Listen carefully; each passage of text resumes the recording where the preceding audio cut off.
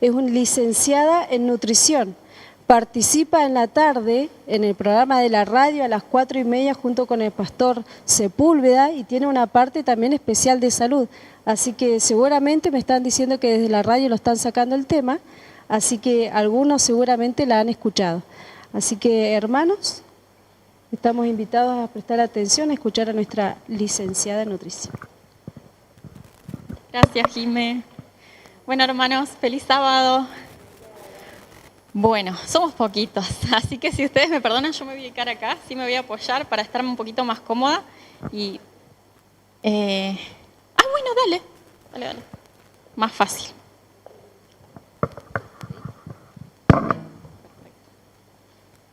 A ver. Denme un segundito que me organizo acá.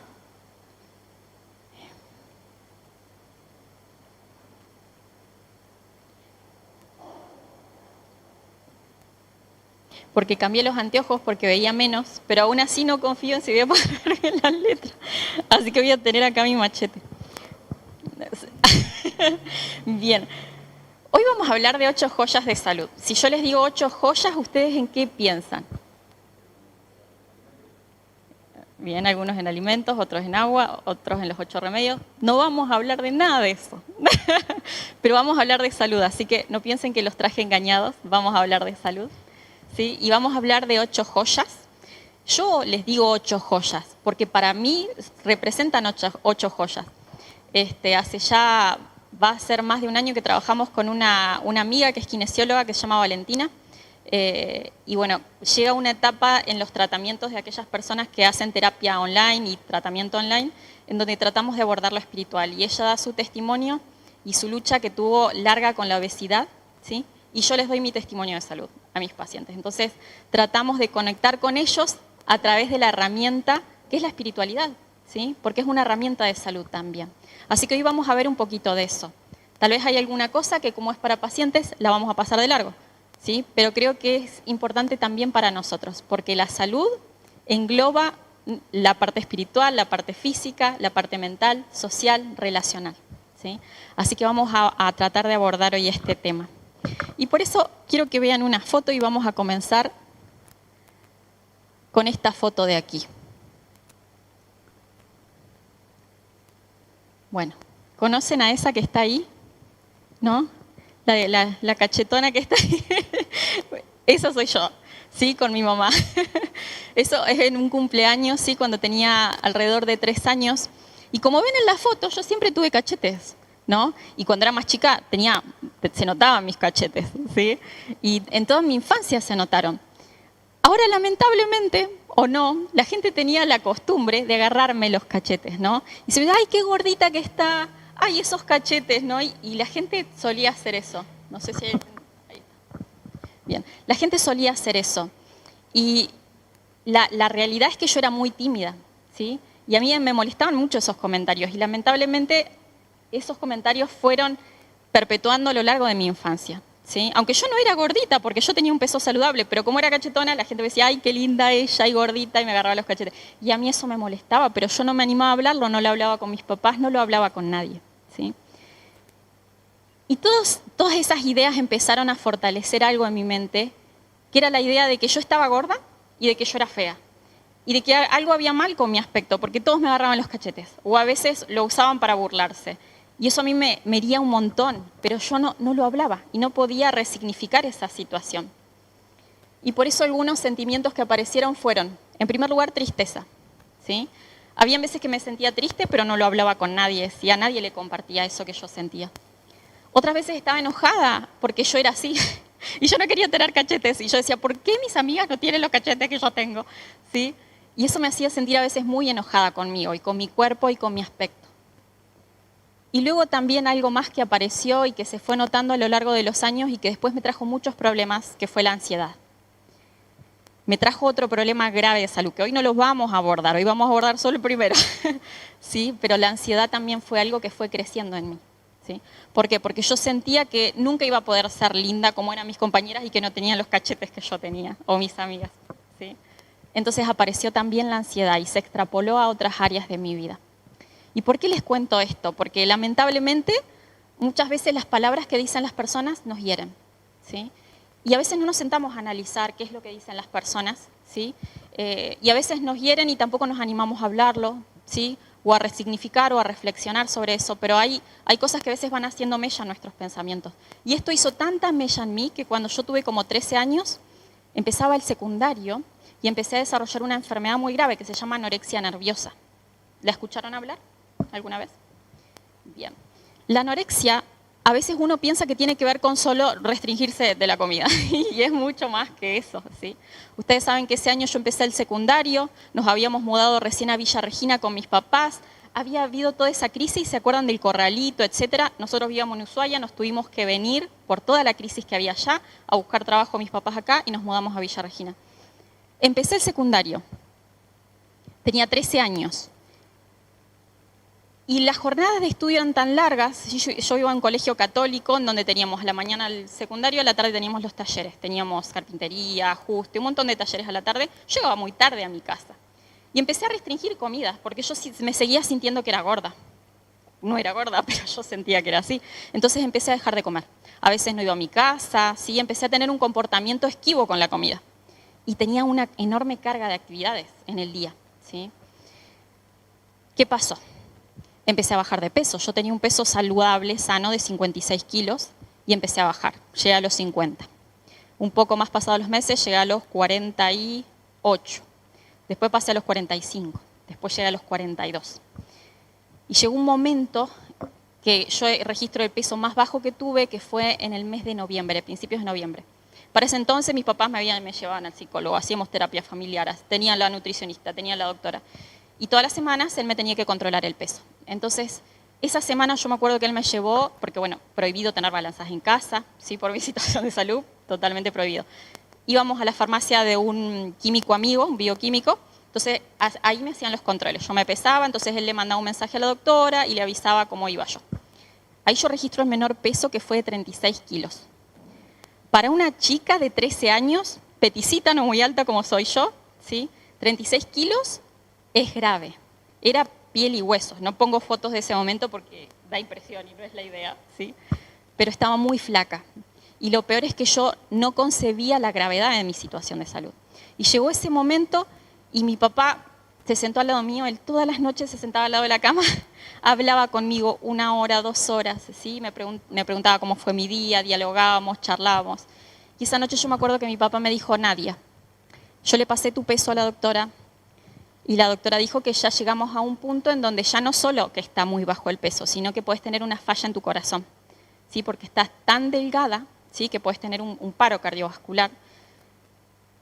Y la única solución es ir a internarte, porque ya casi nos acabaron las herramientas. Ya vos tenés tu médico, tenés atención, sin embargo no es suficiente. Y nosotros con tu mamá no vamos a permitir no haber hecho todo lo que estuvo a nuestro alcance para que vos estés bien, ¿sí? Para que vos te recuperes. Y me largué a llorar, porque no me quería ir a ningún lado. Mi papá me dijo: mirá, ya hablamos con tus tíos, encima ya estaba todo medio armado. Me dice: hay una clínica en Buenos Aires, la familia nos va a ayudar porque es una clínica cara, tenés que ir a internarte mínimo 6 meses y vas a empezar un tratamiento para empezar a recuperarte. Y yo no me quería ir. Y esa noche me largué a llorar y le dije: papá, por favor, no me quiero ir, no me quiero ir de la casa. Yo no tenía en ese momento ganas de vivir, yo no registro que tenía ganas de vivir, porque era tal mi estado de angustia, de tristeza, que yo no quería vivir, sinceramente. No quería recuperarme, no quería sanar, ¿sí? Pero no me quería ir a morir a otro lado. Yo quería estar en mi casa. Entonces yo le dije a mi papá: papá, por favor, dame una oportunidad. Y él me dijo: bueno, mira, faltan días para que te vayas, porque hay que armar todo un ingreso, juntar todos tus análisis clínicos y toda la cosa, para que vos te puedas ir y tu mamá te va a acompañar. Pero faltan 15 días. Tenés 10 días para subir de peso. Hasta ese momento, en todo ese año, yo jamás había subido 1 gramo. Es más, siempre iba bajando, nunca me había ni estancado siquiera. Entonces era medio utópico pensar que yo iba a recuperarme, ellos no creían que yo iba a salir. Sin embargo, esa noche me pasó algo que en esa angustia me acordé de Dios, que era alguien de quien yo no me acordaba hace mucho tiempo. Y me acordé de que cuando yo tenía 10 años me había tocado vivir unos meses con mi abuela, ¿sí? 1 año casi con mi abuela, y como habían problemas de clases y mucho paro escolar en Ushuaia, me habían mandado a Regina para ir al colegio adventista. Yo ese año había estado con mi abuela y había conocido a Dios y me había bautizado y había aprendido a orar. Y esa noche me acordé de eso, ¿sí? Entonces oré y le dije, bueno, Dios, si vos realmente me querés, yo quiero que vos me ayudes a salir de esta situación porque yo no quiero salir. Yo reconozco que no puedo salir sola. Y yo no sé, yo estoy segura que fue Dios, esa semana se me abrió el apetito. Una de las cosas que pasan en la anorexia nerviosa es que uno no tiene hambre, pero es porque ciertos elementos químicos en el cerebro como que se apagan. Si ya no sentimos hambre, no hay ganas de comer nada, absolutamente. Y esa semana se me abrió el apetito y empecé a comer de vuelta comida, ¿sí? Poco, pero empecé a comer. Pasaron los 10 días, mi papá, él es la persona de mayor palabra que yo conozco, él es un hombre de palabra. Si él me dijo, vos te subís, él me había dicho, subís 1 kilo de peso y no te llamo a ningún lado. Y yo sabía que él iba a cumplir.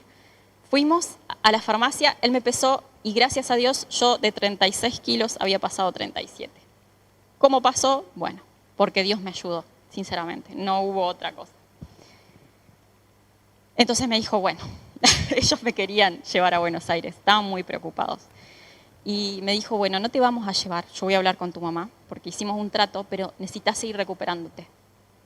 Porque a la primera de cambio, Nadia, que vos sigas con lo mismo, nosotros tenemos que tomar una decisión. Y ya está todo armado, así que bueno. Terminó ese año lectivo, yo las últimas semanas no fui a clases, mis docentes, todos sabían mi situación, todo el mundo. Y mis docentes eran súper buenos, ellos me dijeron, bueno, no, cerramos el año acá, Nadia va muy bien con las notas, así que las últimas semanas no fui a clase. Y le pedí a mi mamá que me acompañara a la iglesia, porque yo me había bautizado en una iglesia adventista, así que le dije, mamá, ¿por qué no me acompañas? Yo quiero ir, porque yo creo que Dios me puede ayudar en esto. Me acuerdo que mi mamá me acompañó a la iglesia. Y mi mamá es reacia, totalmente a la iglesia. Pero me acompañó igual, me acuerdo que fuimos. Tal vez porque no había muchos jóvenes, tal vez por el momento de la iglesia, yo no me sentí muy acogida, muy cómoda en ese momento. Pero no importa, igual me llevé algunas cosas, me llevé guías del Apocalipsis, revistas, materiales para tener en casa. Y ese diciembre oré un montón. Y oré porque yo sabía que Dios me estaba ayudando. Y Él tenía planes para mí. Si Él tenía planes para mí, yo quería saber cuáles eran. Así que oré todo diciembre, busqué mi Biblia, la que me habían dado cuando me bauticé, y empecé a leer la Biblia sola. Y empecé a orar y a pedirle a Él ayuda. Y ustedes saben que pasó algo muy lindo. Los primeros días de enero tocaron la puerta de casa un domingo, ¿sí? Y bueno, yo escuché la puerta. Mi papá me dijo, hay un hombre ahí que quiere entrar y quiere charlar con nosotros. Y quiere que vos estés. Bueno, le dije yo.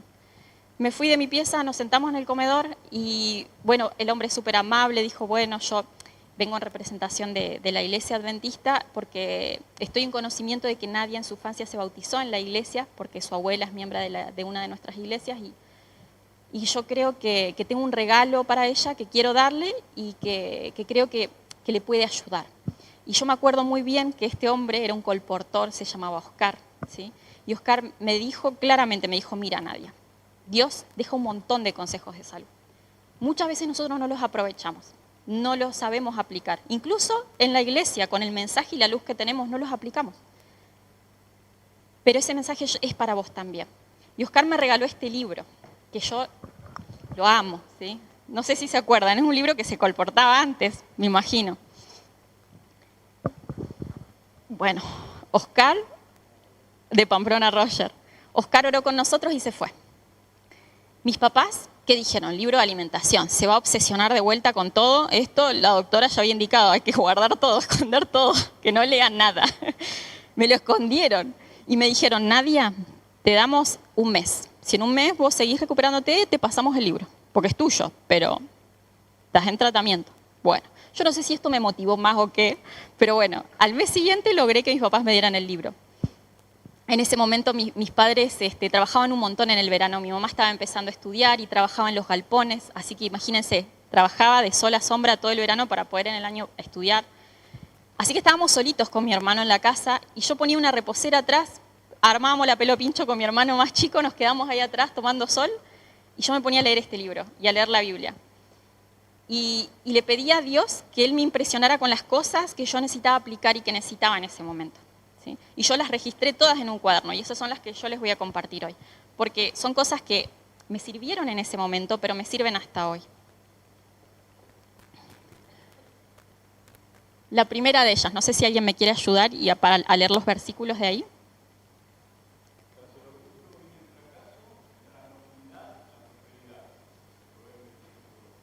Bien, esta fue una de las cosas con las que Dios me impresionó.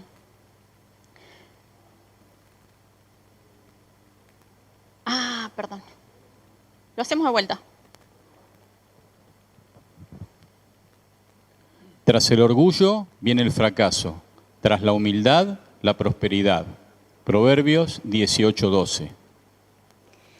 Bien, una de las primeras cosas que tuve que aprender es a dejar el orgullo de lado, ¿sí?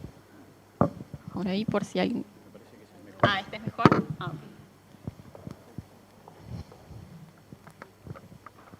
Dejar el orgullo significa aceptar nuestra condición, ¿sí? Aceptar que hay cosas que no las podemos hacer solos.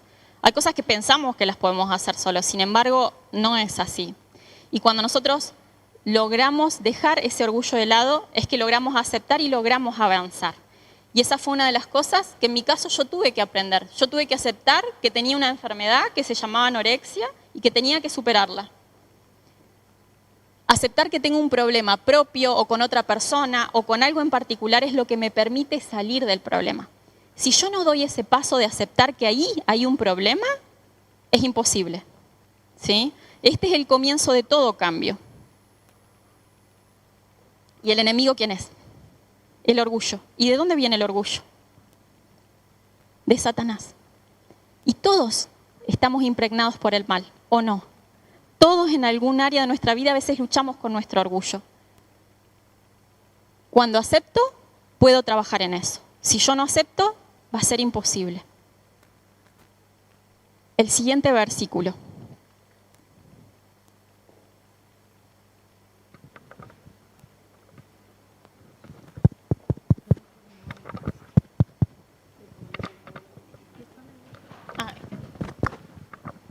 Sean comprensivos con las faltas de los demás y perdonen a todo el que los ofenda. Recuerden que el Señor los perdonó a ustedes, así que ustedes deben perdonar. Colosenses 3:13. Gracias, Denise. Perdonar es clave, ¿sí? Perdonar es muy importante. Y no es fácil perdonar. Todos hablamos mucho del perdón y que tenemos que perdonar, pero perdonar no es fácil.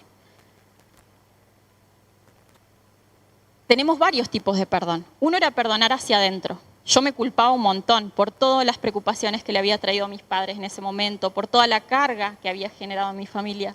Yo tenía que perdonarme a mí, ¿sí? Había cometido un error, había descuidado mi salud, no sabía cuidar mi salud. Y tenía que perdonarme. Tenía que perdonar hacia afuera, a las personas también. Y hay dos tipos de personas. Hay personas que no son intencionales en las cosas que hacen, que no lo hacen con mala intención, pero hay otras que nosotros sabemos que sí son intencionales. ¿O no? Eso es realidad. Hay personas intencionales y personas que no son intencionales. Ahora, hay que perdonar a las dos. ¿Cómo hacemos? Solo Dios puede darnos la capacidad de perdonar. Él es el único, no hay otra forma. Y pensar esto, si Dios no me juzga, Dios me recibe así como estoy, ¿por qué no pedirle que Él me ayude a ser así con los otros? Él no espera nuestra perfección, Él anhela nuestro afecto, ¿sí? Yo recién les comentaba que también luchaba con la ansiedad. Yo buscaba perfecta en todo. Yo ustedes saben que era 10 mi nota. Me sacaba un 9 y capaz lloraba un mes, porque era tan autoexigente, tan perfeccionista, que eso me hacía un montón de daño. Y tuve que aceptar que ese también era un problema y luchar con eso, ¿no? Porque Dios no quería que yo fuese perfecta, 10 en todo. Dios no esperaba eso de mí. Dios quería que yo le entregue mi corazón. Eso era más importante y mucho más valioso. Perdonar hacia adentro, perdonar hacia afuera. Las personas aman según su capacidad de amar. Esto es una frase que a mí me ayudó un montón. Ustedes saben que en esos meses hice algo de terapia. Y yo le comentaba, ¿cómo hago para perdonar a las personas que me hicieron mal? Le preguntaba a mi psicóloga. Y ella me dijo, vos, me dice, pensá en esto, pensá en la persona, me decía ella. Las personas a veces hacen daño, pero vos pensá con compasión, porque las personas aman según su capacidad de amar. según lo que ellas construyeron hasta ese momento y les permite amar a los otros. ¿Sí? Y si no puede amar más, es porque tal vez todavía no tiene capacidad de amar más. Está en otro proceso, está en otra etapa la otra persona. Y tenemos que aprender a perdonar. Vamos a la siguiente. No sé si alguien me ayuda a leer.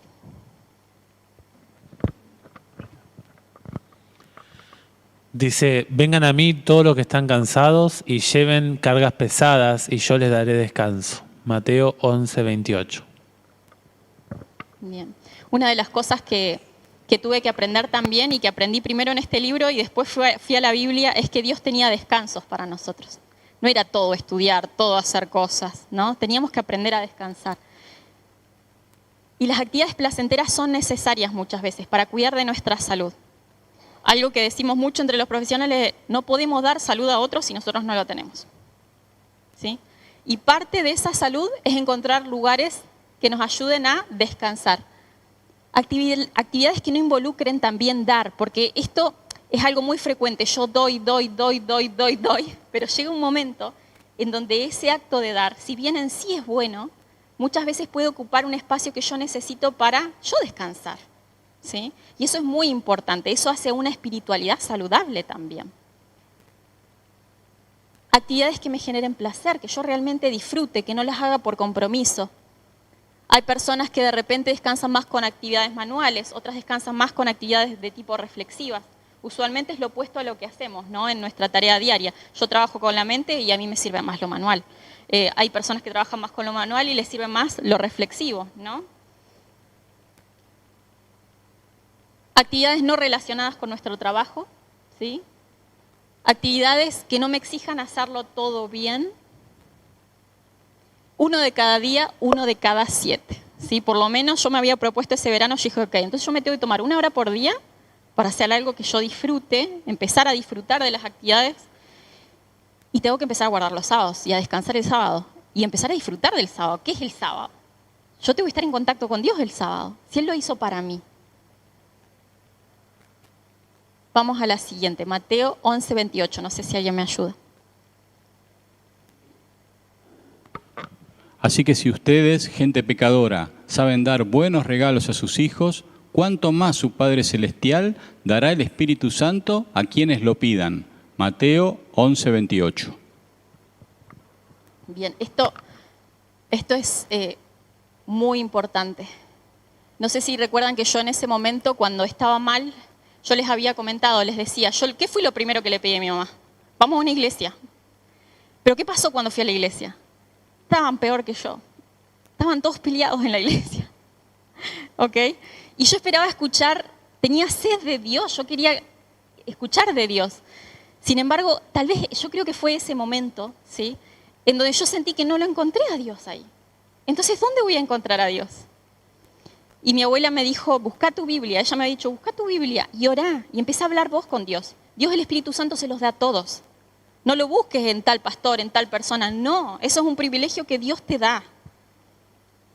Empecé a buscarlo, ¿no? Y entonces yo aprendí ese verano que Dios podía poner su Espíritu Santo en mí. Podía ayudarme a sanar, podía instruirme, podía enseñarme. Requería de mi voluntad y de mi esfuerzo. Yo todos los días me sentaba 2 o 3 horas a estudiar. Pero lo hizo, y se hizo presente y me ayudó. Y que Jesús arme tu agenda, ¿no? Que esto tiene que ver con este versículo también. A veces nos llenamos de cargas nosotros, que creemos que son para Dios y que tal vez están bien, pero Dios te puso esas cargas. Y vamos a llevarlo a este plano, que en este punto para mí esto fue muy importante. Que otras personas no me armen la agenda. Yo necesitaba que Jesús me arme la agenda. ¿Sí? De repente Jesús me empezó a mostrar ese verano que Él quería que yo hiciese otra cosa. No quería que yo estuviese en un colegio católico y estudiara para ser ingeniera, que era lo que yo quería hacer. Pero Dios me estaba llamando a otra cosa. Dios me estaba ayudando a descubrir un montón de cosas de salud. Entonces yo dije, ¿qué hago en una escuela católica haciendo un maestro mayor de obra? ¿Qué hago? Y Jesús me empezó a enseñar que Él me iba a armar la agenda. Y yo pensé, ¿cómo le voy a decir a mis papás, con todo lo que están pagando en esa escuela, para que yo me pueda ir a estudiar más adelante a otro lugar? ¿Cómo les digo que me quiero ir a una escuela adventista? Bueno, tuve que agarrar valor. Y un tiempo después lo tuve que hacer, ¿no?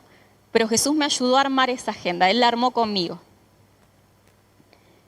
Eliminar pensamientos también de autoexigencia, aprender a decir no, esto es importante, ¿sí? Yo empecé a guardar los sábados, capaz no iba a la iglesia, pero estaba en casa y yo necesitaba guardar el sábado. Y mis papás me decían, Nadia, vamos al shopping, vamos a Neuquén, vamos a pasear, si tenían un día libre. ¿Y yo qué tenía que decir? No, porque yo necesito esto otro. No porque yo sienta culpa si voy a ir al shopping, no, porque yo necesito de Dios. Y necesito disfrutar del sábado con Él. Y tenemos que aprender a decir no. Y también pasa con actividades buenas a veces en sí. Que muchas veces tenemos que nosotros autoeducarnos y aprender a decir que no, para cuidar nuestra salud.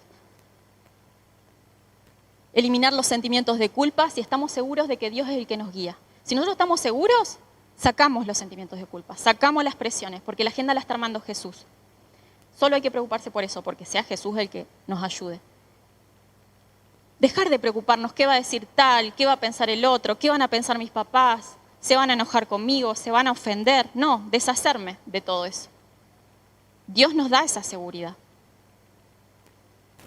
Establecer prioridades, escribirlas y ordenarlas. Eso también me ayudó un montón. Empezar a poner prioridades, ¿sí? ¿Cuáles eran mis prioridades? ¿Cuáles no eran prioridades? Y vamos a pasar a la siguiente. ¿Alguien que me ayude? Sí. Porque los ojos del Señor recorren el mundo para poner su poder en favor de quienes le son fieles. Según de Crónicas 16:9. Bien, esto también es muy significativo. Yo empecé a pensar y como que mis ojos, en la medida en que estudiaba la Biblia, se empezaron a abrir. Y no sé si les pasó alguna vez que empezaron a ver qué cosas Dios utiliza y que Dios va utilizando o utilizó en favor de nosotros. Y ahí puse una máquina de ajuste, ¿sí? De tornería en realidad. ¿Sí? En uno de los talleres de tornería teníamos un profesor. Es la persona más católica que conozco en este mundo. Se llama Juan. ¿Sí? Es una persona gordita, súper tierna, súper allegada con los alumnos. Ustedes saben que ese año, yo sin darme cuenta, Juan me sacaba 1 hora todas las tardes de los talleres y me llevaba a clases, al salón de clases. Me decía, Nadia, traje algo para leer. Vamos a leerlo juntos, te preparo un té, me decía. Vamos a leerlo. Y entonces él me traía reflexiones. Me traía reflexiones de la Biblia, me traía reflexiones a veces historias de lo cotidiano, sencillas, y me ayudaba a pensar y a reflexionar. Él sabía mi situación. Y yo creo que Dios lo usó mucho. Porque hasta el día de hoy, muchas de las cosas que yo aprendí de Él me ayudaron. Mantener los ojos abiertos. Muchas veces nosotros pensamos que en tal lugar vamos a encontrar la ayuda que buscamos o en tal otra. Y estos paradigmas a veces nos condicionan. Cuando nosotros estamos mal y pedimos ayuda, Dios puede usar a muchas personas. Porque Él usa corazones sinceros, ¿sí? Y fieles a la luz que tienen. Y en mi caso, para mí, ¿cuáles fueron esas personas importantes? Una fue mi papá, que mi papá se tomaba todas las noches, se sentaba al lado mío, me preguntaba cómo estaba, se relacionaba conmigo, ¿sí? Quería tener un vínculo conmigo. Fue Juan, que gracias a Dios hace 2 años atrás me lo encontré, ¿sí? En pandemia estaba muy mal de salud, pude regalarle El conflicto de los siglos, materiales, pudimos compartir, lloramos los dos juntos. ¿Sí? Él fue muy, muy significativo en esa etapa para mí. Y acá me faltó alguien, me faltó poner a Oscar el colportor, ¿sí? Pero Oscar también fue muy importante. Este libro cambió totalmente el rumbo. Bien, y vamos ya avanzando un poco más. No sé si alguien me ayuda con el siguiente.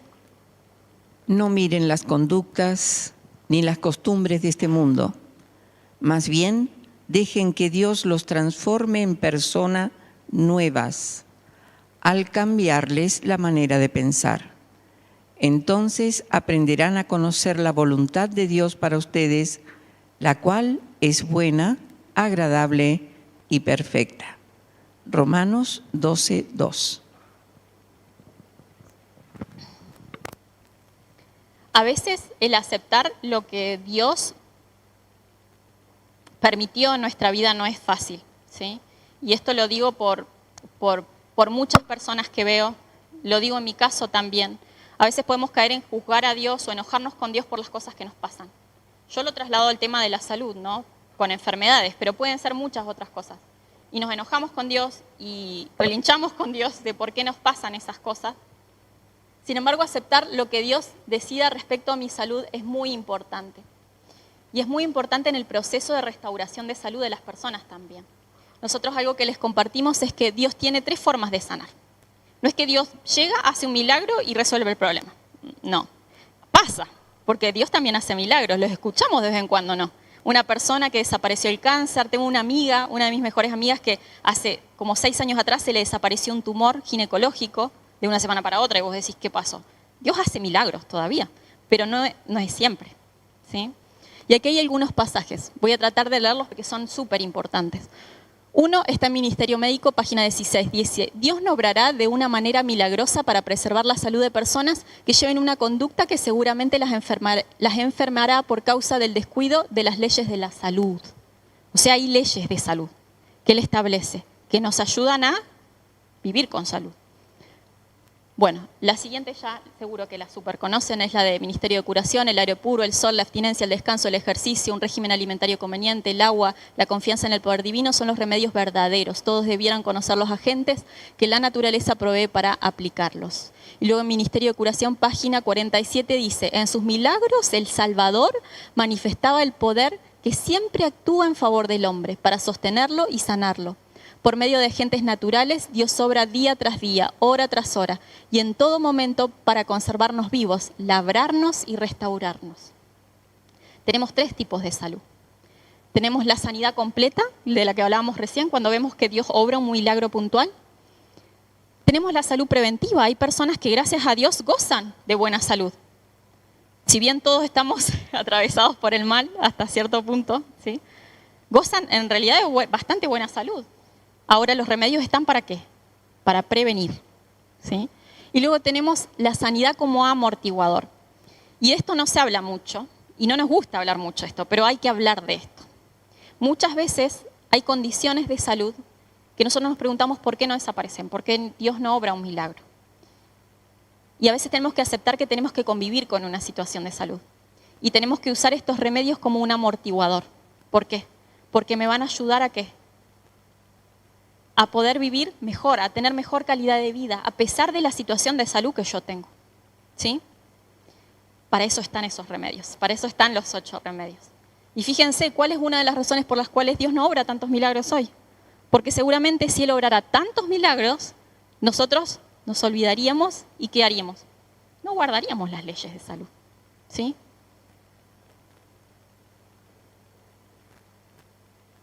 Vamos a pasar al siguiente, ya falta menos. ¿Alguien que me ayude? Mejor es confiar en el Señor que confiar en el hombre. Salmos 118, 8. Bien, es importante que confiemos en Dios. Es importante que aprendamos a ver estos caminos a veces si padecemos una situación de salud o tenemos a alguien cercano que padece una situación, verlo como un proceso, que puede tener etapas más fáciles, etapas más difíciles. A veces ese camino, ese proceso es con más peso, otras veces con menos.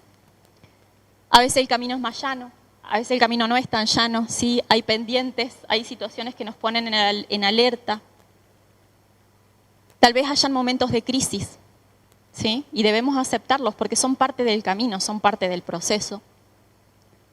Sin embargo, Él a todos nos da un camino diferente.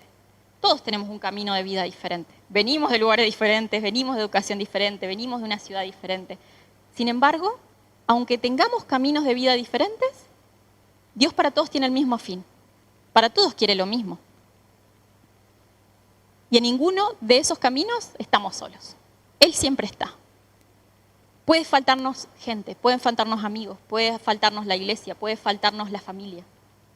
Pueden faltarnos cualquier persona, pero Él siempre está. Entonces, de algo que no nos podemos quejar es que estamos solos, porque nunca estamos solos en ese camino. Bien, y el siguiente, el número 8 ya. Pues yo sé los planes que tengo para ustedes, dice el Señor. Son planes para lo bueno y no para lo malo, para darles un futuro y una esperanza. Jeremías 29, 11. Bien, esto tiene que ver con ser agradecidos a Dios. Yo me podría haber sentado a pensar por qué Dios permitió que yo me tuviese anorexia. No, ¿por qué? Si para mí fue una bendición. para mí fue una bendición. Tenemos que verlo así, porque las cosas malas,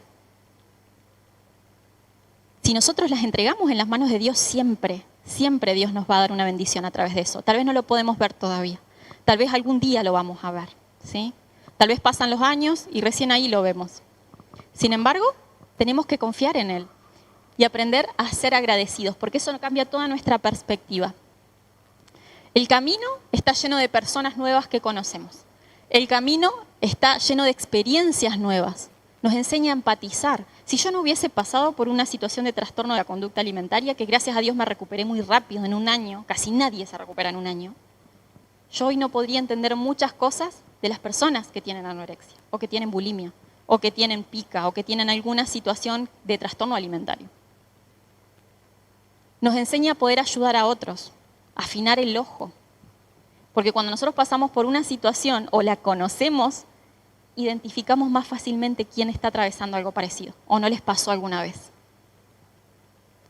Nos ayuda a crecer en otras áreas de nuestra vida y nos ayuda a encontrar cosas que tal vez no hubiésemos descubierto si no hubiésemos pasado por esa situación. Plantea un camino diferente, ¿sí? Ver la bendición en medio del desierto. ¿Es fácil? No, no es fácil. Para nada fácil, pero se puede.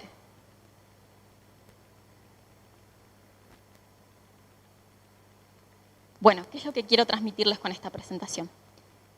Que Dios tiene joyas para nosotros. Hay joyas que nosotros las escuchamos todo el tiempo, venimos a la iglesia o las escuchamos cuando hacemos nuestro culto, etcétera. Gracias. Sin embargo, hay joyas personales, hay joyas individuales. Y cuando nosotros fortalecemos nuestro vínculo con Dios, Él tiene joyas para vos y para mí. Porque Él quiere que crezcamos. Cuando nosotros pensamos en salud, a veces pensamos, bueno, una gastritis, un tumor, una arteriosclerosis, una osteoporosis. Sin embargo, salud es mucho más que eso. Todo lo que hacemos, pensamos y decimos tiene que ver con salud.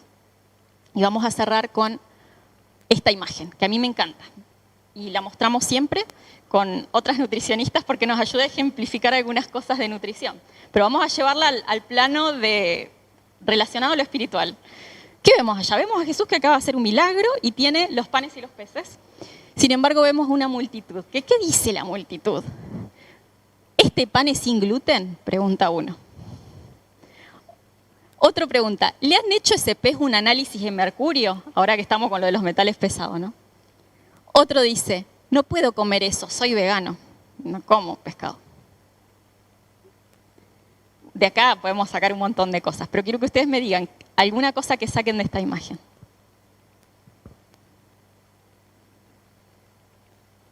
Si se animan.